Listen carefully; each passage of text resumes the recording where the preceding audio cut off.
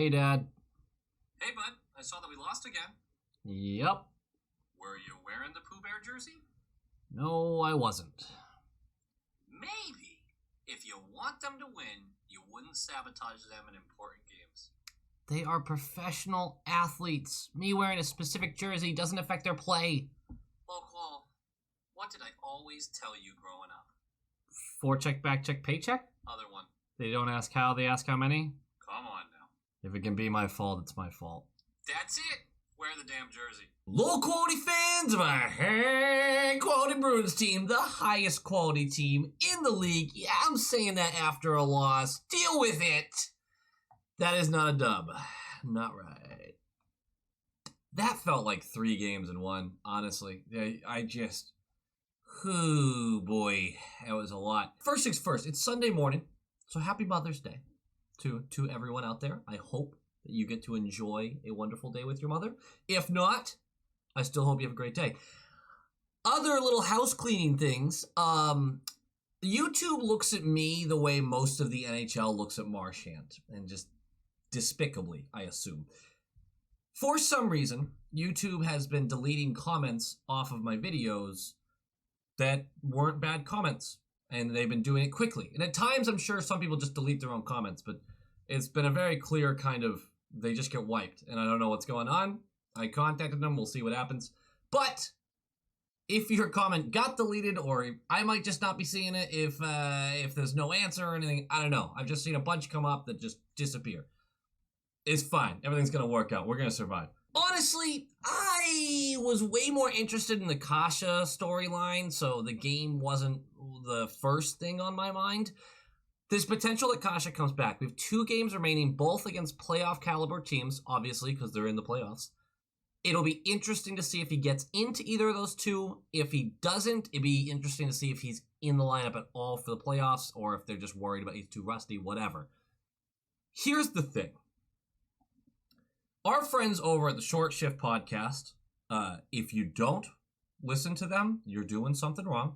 Very fun listen. They're very knowledgeable. They put in the time. They put in the work. They're great. So they recently gave me a little shout out, which is very nice. But I'm bringing them up because of what they spoke about prior to that in the episode.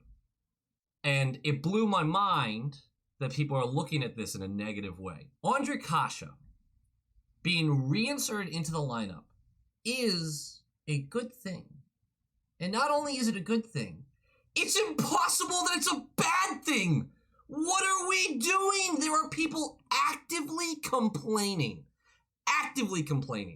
about how this could torpedo all the chemistry, how it just blows us up as we're going into the playoffs. Nope, you're wrong. Look, this isn't an opinion. You are factually wrong. Because Kase is better than most of the guys in the bottom 6, if not all of them, when he's playing well and healthy. Now, you're allowed to have one concern, but this one concern is bullshit.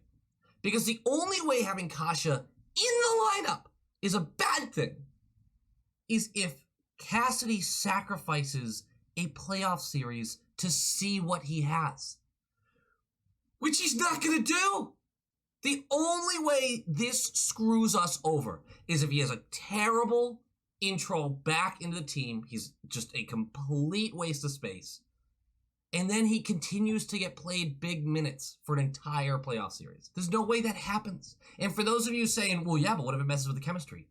Guys can take a game off as someone else gets slotted in and come back and the chemistry's still there. One game for professional athletes doesn't erase all your chemistry. Kase will replace Kuhlman, and he might get bumped up to the 3rd line with Coyle going back to center. He might not, but you're not worried about our 4th line and our 3rd line chemistry getting torpedoed by one test game with the guy. What are we doing? We're bitching to bitch at this point. This is what we do, though, right? This is every time things are clicking. And I know we lost last night, but every time we're clicking, we have to find something to be upset about. It's impossible that Kase coming back is a bad thing. If he looks great, great. If he looks bad, he doesn't play. He'll get maybe 10 minutes. Maybe 10 minutes in his first game back, I bet. The Short Shift Pod goes into it in more detail. You can see what their thoughts are on that. Spoiler alert, they're pretty close to mine. I don't know what to tell you. That's a boost. That's just a boost. I don't care. I don't care what you think on that one. It's a boost. If you're arguing with it, you're looking to stir shit up. The fan base is bored for the next week. I get it. And so we're going to make stuff up to be interested. The only way to make it more interesting is to complain. And it's what we do. I've ranted too long on this. So Rask gets a start. A lot of blame for those goals, not just on him. And we are now incapable of moving up in the standings.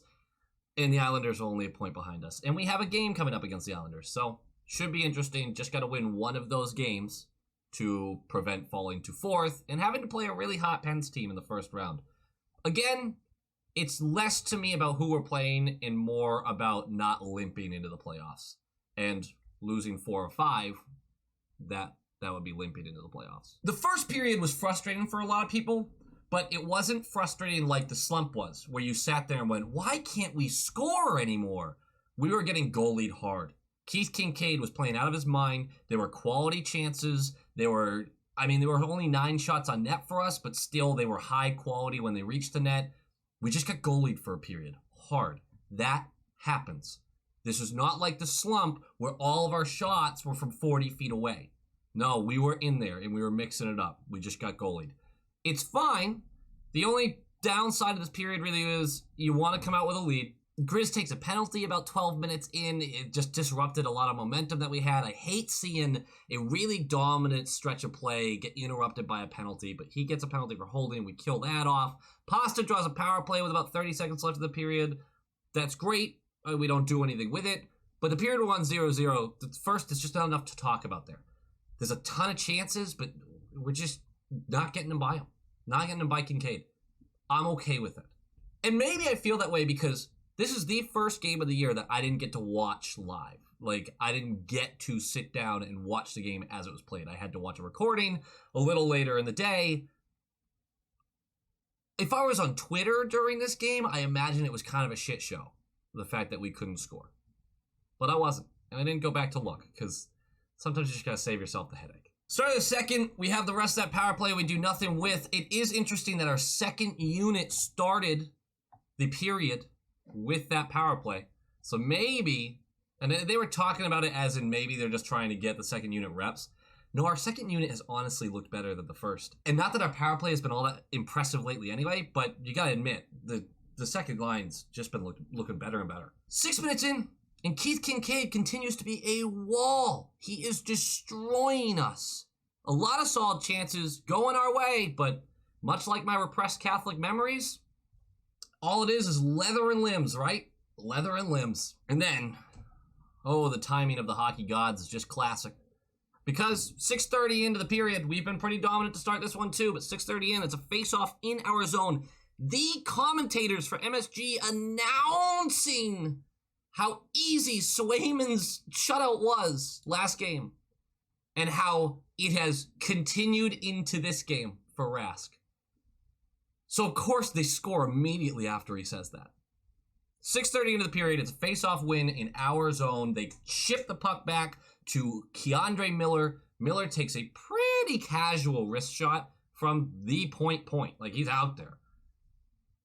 Rask just couldn't see a damn thing. Couldn't see the rubber through the trees. It just goes right over his head. It's a nicely placed shot, but it's one Rask wants to have if he could just see the damn thing. We're down 1-0 in a game that, man, we should be up by 3 goals at this point. 30 seconds later, it could have been 2-0, but Rask makes a huge save going, nope. Pasta will then draw a tripping penalty. Very nice. We're going to the power play. The best chance on the power play belonged to the Rangers on a breakaway that Rask stops. So that's continuing to suck. And then finally, and it was even a mistake on Kincaid's part too. It wasn't just like a crazy shot. Finally, Keith makes a mistake. It's McAvoy up at the right point. He fires one hard at the net. DeBrusk is in front of the net, taking care of the dirty areas. Gets a tip on it, but he tips it wide right. The puck bounces off the boards to Richie on the left side behind the net. and Richie is able to bring it around and just chuck it at the net. Squeaks by Kincaid because he almost got it. But it's a tie game in a game we should be winning, and all of us feel really good about this game. We are dominating. We're going to get a couple more. Always huge to get those late period goals. It was less than 2 minutes left in the period, and we're going into the third 1-1, and then an easy one. It's so easy, and it's beautiful for us. Not for the Rangers. They gaffed this one badly. Puck gets cleared down to them with 20 seconds into the period. Kincaid goes out to play it, but kind of bobbles it, but manages to get it over to the corner. So it's not really his fault on this one that badly. But Buchnevich gets there, and what does he do? A no-look, through the legs pass into open space to no one. That's a bad play. That is a bad, bad, bad play. Of course, who's going to be waiting for it is Marchand. Picks it up, whips it to Pasta, who has an open net on the right side. He's all alone. Buries it. That is the 200th goal for David Pastrnak before the age of 25. He is one of 3 active players to do that. I bet you can guess the other 2. Crosby and Ovechkin. Both of them also able to reach that milestone before their 25th birthday. Still crazy to think about. Because when you think about those guys, you think first overall pick, immediately made it to the team, yada, yada, yada. Pastrnak, 25th overall pick in 2014. Not only is his draft positioning a steal in hindsight, he only makes like $6 million a year. I love this guy. There was some jackass earlier in the season, you might remember, who said he would trade him before he traded Brandon Carlo.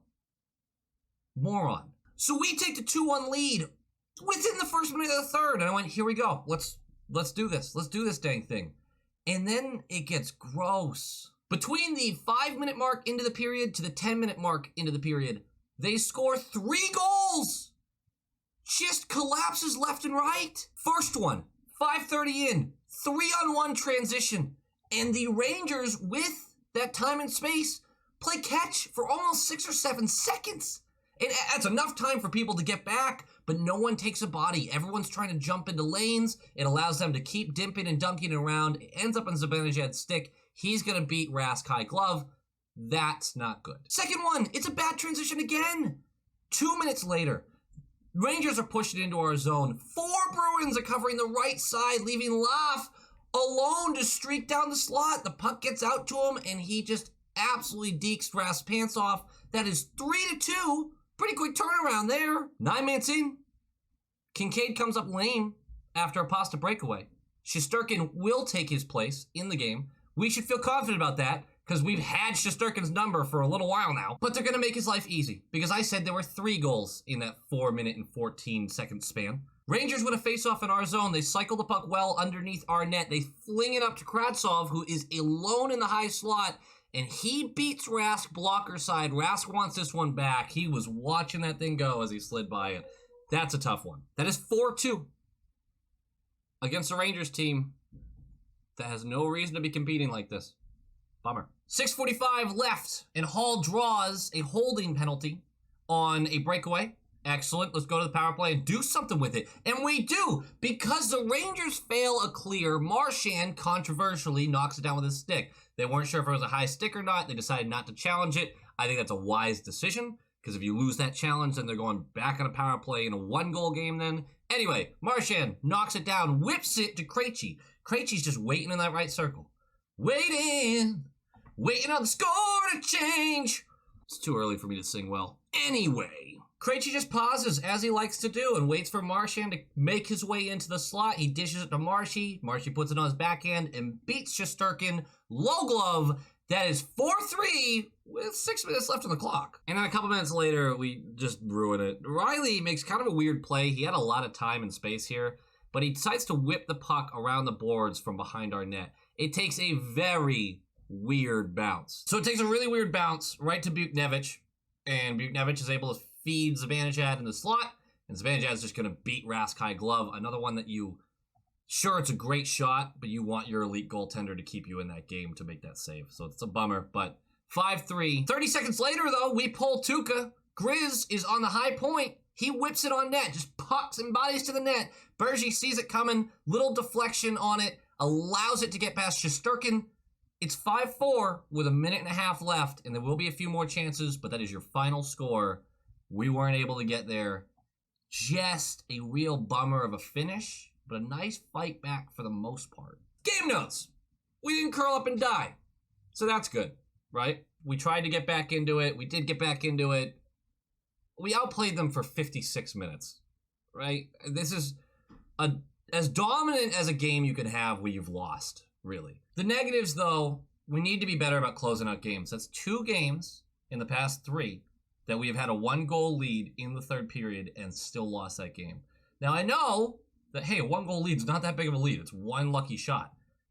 Problem is, playoff hockey, those are 1-goal games more often than not. Those are close, hard-fought games. You got to be able to hold on to your leads. And usually we're pretty good about that. Lately we haven't been. There's your first little red flag. Second red flag would be Rask didn't look great. It wasn't fully his fault, but there were 2 goals that you kind of want him to have, and a third where you go, yeah, it's a tough save, but if you save it, you really keep us in this one. Elite goaltenders are going to be held to that standard. This is not an elite game for him by any means. Rask should get one more start before the season ends. We have back-to-back against the Islanders and the Capitals. I would suspect he plays the Islanders game just to finish out that series and hopefully clinch us the third slot, playoff slot. Your guess is as good as mine with who plays the other one, right? Halak or Swayman. I think Swayman's going to get the start. I think Swayman has passed Halak on the depth chart. There's not a lot of reason to believe otherwise. Final red flag. Limping into the playoffs is not ideal. You gotta have some momentum going into it. We've lost 2 of our last 3, and if we drop a couple more games to finish the season, 4 of your last 5, that's a bad look. That is a bad look. We don't want it. Let's compete hard against 2 teams that we're going to see in the playoffs, right? All right, guys, that does it for me. Like, comment, subscribe. Go Bees!